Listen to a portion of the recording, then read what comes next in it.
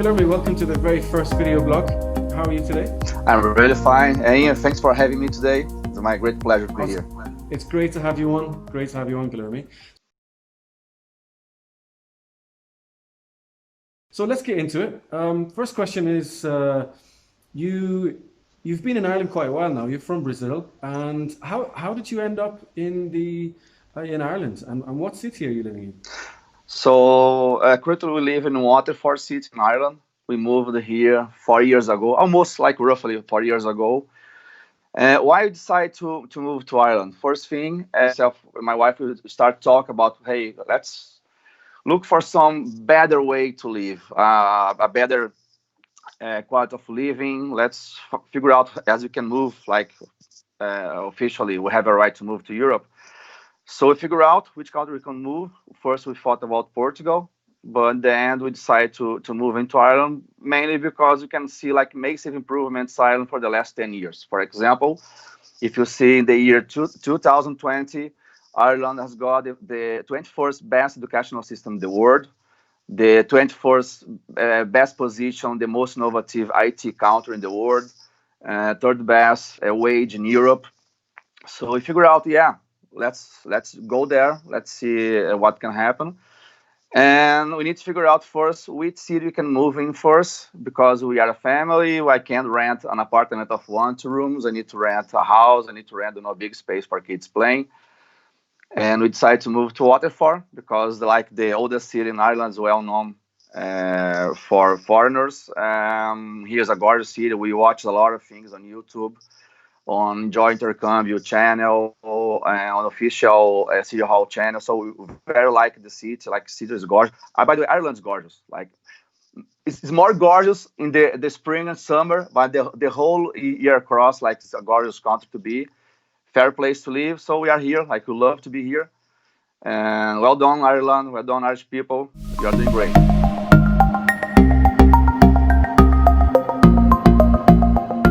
How did you end up in Waterford? I buy free and join Intercambio. So I start my connections with them.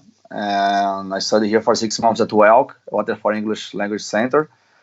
And when I finished this course, I started talking with Cauê and Annie, the Joint Intercambio owners, and they decided, hey, we need a sales agent. You understand about English programs because you were one of our students. So, and I had background about sale, about management. So I started working for them. I think it was 2017, around I think May, something like that. I worked as a sales agent for 2-3 months. Then hired me as a manager to look after a company. Start doing like implement like process, CRM system, and other stuff here. I'm glad you're enjoying Waterford. It's a very nice city, and they call it the sunny southeast. So you've gone to the sunniest city in Ireland. Yeah, another topic that we need to be, because we are used to live in Rio de Janeiro, like very tropical weather. Okay, let me ask you the next question. So as a Brazilian national living in Ireland with your family, we have over the last few months, gone through and are in the middle of a health crisis. I mean, what has it been like for you living in Ireland and maybe the Brazilian population in general? And has the government helped in any way while you're here? And I believe, yeah, that's it. I think I can say the Irish government is really giving a really great support to students, to local people. And it could be a really game changer in the future, because students, they are going to say, hey, how that country faced, defeated, combated that pandemic. So, because trust is one of the biggest points to decide which country they are going to study. So how the government is dealing that pandemic. About other type of stuff, for example, visa restrictions. In Ireland, the government is postponing all visas that are due to expire. So they are facilitating a lot for Brazilians and international students. I think it could be a good marketing from now, the future about Ireland, how Ireland deal with this pandemic, and is going to keep running for the at least next months, because don't know if you can have the vaccine like the next month or next year. So I think could be a really good like propaganda marketing for the countries that are facing well this pandemic to be like more welcome by the students. I think, as you said, there's three big things there. There's the students that have lost their jobs. I think the government is helping, and they're paying students that have lost their jobs social welfare, which I believe is about 350 a week, which is very good. It helps the students get by, and you can't be evicted, I believe, during this pandemic. So just say you couldn't pay for your rent, I think the students can be evicted by law, which is fantastic. I mean, it safeguards the students, which is a priority. The third thing is the visa restrictions. If the visa expired during the last few months, it's automatically renewed, which is fantastic. Fantastic for the students. Yeah, it's very good. So overall, I think the government's doing a good job, and it's great to know they're taking care of this sector of the population, because they're very, very important to Ireland and the Irish economy.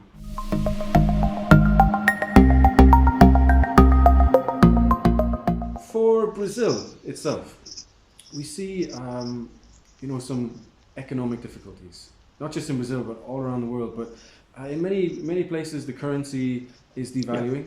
We see a drop in the Brazilian real, and we also see some travel restrictions. What does this mean for Brazilian students, do you think? There's a really those points that you point out are really critical for students to choose, mainly because they have incomes, revenues, things from that country. For example, I talk about Brazil, so they have their currency there, like real. If the real loses value against, for example, in front of versus euro or dollar, they could think about when my money now could worth more there, like United States and Canada, for example, UK, here, Malta. So one of the big points here about quality of living and power of purchase. Those points are really critical. And normally the agents, they show options to the students, talk about, hey, if you want to go to that city, so if you have that your value, that your budget, so I think you can make your money value more if you go to a city that the rent price could be lower than capitals, for example. So it's a big point to decide. So I believe because there are things taking place in the world about, for example, GDPs in European countries, how the companies are releasing their new forecasts about profits. The same thing in Brazil. So I think a lot of things could change from today to tomorrow. So those forecasts are being updated every day by hour. Yeah, that explains it well. I think you're mentioning that the students typically will book a course maybe a year down the road, and in order for them not to pay too much, they'll pay monthly installments. And Perfect. When the real against the euro is high, then maybe the next month it'll be low, and over 12 months it just averages out.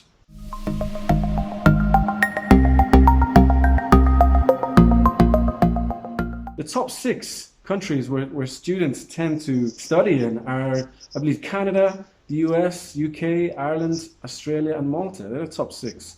And Ireland is number 4 on that list. So what are the benefits, do you think, of coming to Ireland? And do you think this health crisis is going to have a big impact on this? Yeah, let's talk about the rank that you said. Yes, the rank shows why Ireland's so important in this educational international market.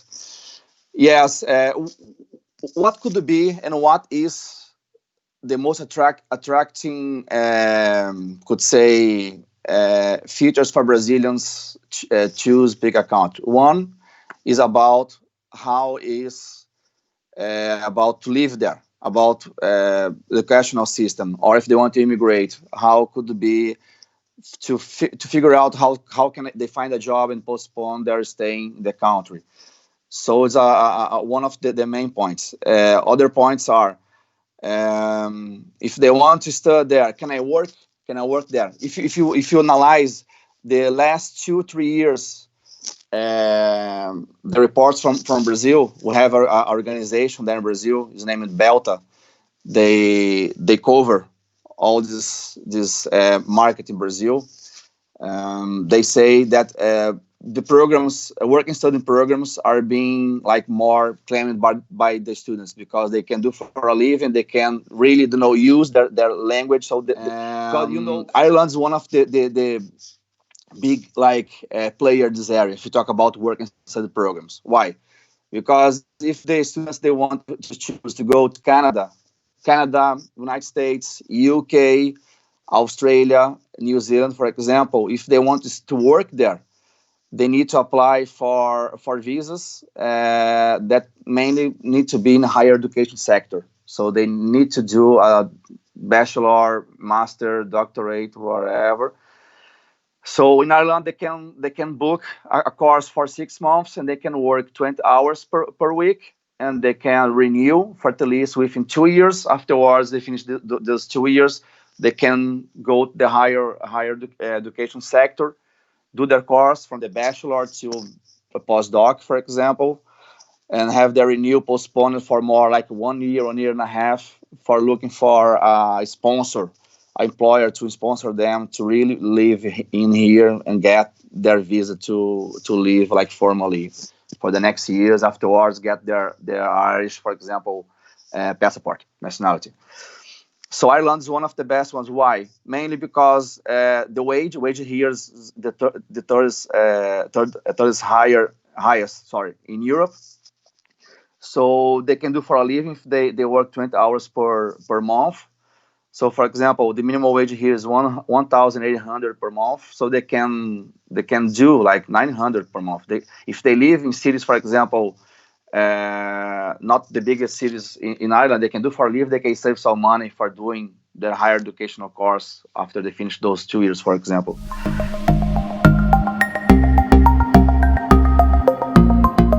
Let's move on. The next question I'm going to ask you is just about the education industry in Ireland, and you know a lot about that. You've been working with a lot of schools in Ireland over the years. So where do you see things moving for the education industry in the short term? A lot of schools are moving online, and is this something that you see lasting into the future in terms of online learning? And are students from Brazil even interested in this type of learning environment? I think so. Some students of not students, sorry, some our prospects, they are start asking us, do you have online course to offer? How does it work? Can I do a kind of sandwich package? Can I do online course so I can go to Ireland and improve my English? And when I move to Ireland, I have better English. I can keep going my course, or which solutions do we have? They start asking us things that we didn't see like 3 months ago. They are now asking, can I do like online course? Do I have any solution on an app that I can download?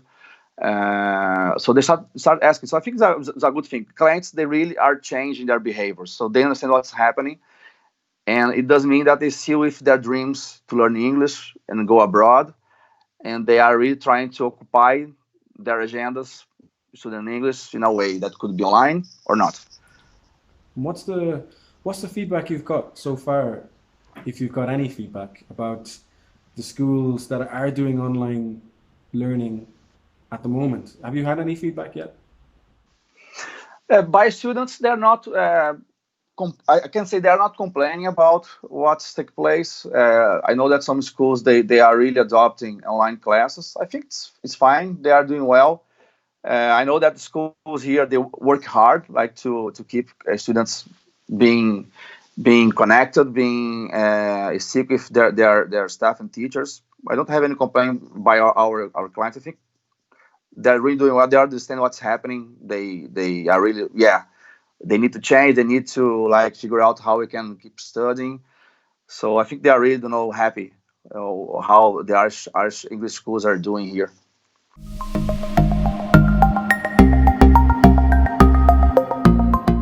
Excellent, excellent.